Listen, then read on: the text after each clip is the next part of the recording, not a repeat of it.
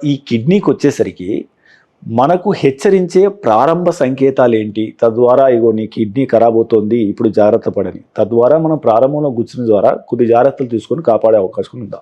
Most of the time మనకి సూచనలు వచ్చేపాటికి మన ఆర్గన్ 70% దెబ్బతినిపోయి ఉంటుంది. ఓకే. మనకు షుగర్ ఉంది అని తెలిసిన రోజు నుంచి మనం ఒక డాక్టర్ దగ్గర ఎవ్రీ 3 months రెగ్యులర్ చెకప్. వాళ్ళు ఆ సింపుల్ టెస్ట్లు, మరి ఏం కాస్ట్లీ టెస్ట్లు ఉండవు. యూరిన్లో ప్రోటీన్ లాస్ ఉందా, క్రియాటినిన్ అంటాము, అది ఏ రేంజ్లో ఉంది, అవి చెక్ చేసుకుంటే మీ కిడ్నీస్ ఎలా ఉందని మనకు తెలిసిపోతుంది. రెగ్యులర్ ఫాలోఅప్లో ఈ యూరిన్లో ప్రోటీన్ లాస్ ఉంది అంటే అది ఒక హెచ్చరిక, కిడ్నీస్ మీద దాని ప్రభావం పడుతూ ఉంది. అండ్ క్రియాటినిన్ అదేదో నార్మల్ రేంజ్లో కాకుండా కొంచెం స్లైట్గా ఎక్కువగా ఉంది అంటే కిడ్నీల మీద ప్రభావము ఇది చూపిస్తూ ఉంది. అది ఒక సింపుల్.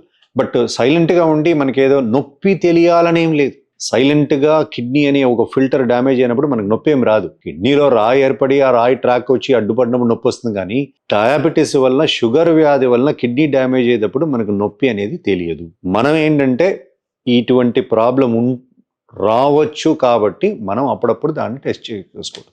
ఓకే. మెడ్ ప్లస్ లో అదే మెడిసిన్, అదే క్వాలిటీ, మార్కెటింగ్, డిస్ట్రిబ్యూషన్, ఇంకోటి అంటూ వీళ్ళకి అదనపు ఛార్జీలు ఉండవు. అందువల్లే 50 to 80% డిస్కౌంట్ లో మనకు అందిస్తున్నారు.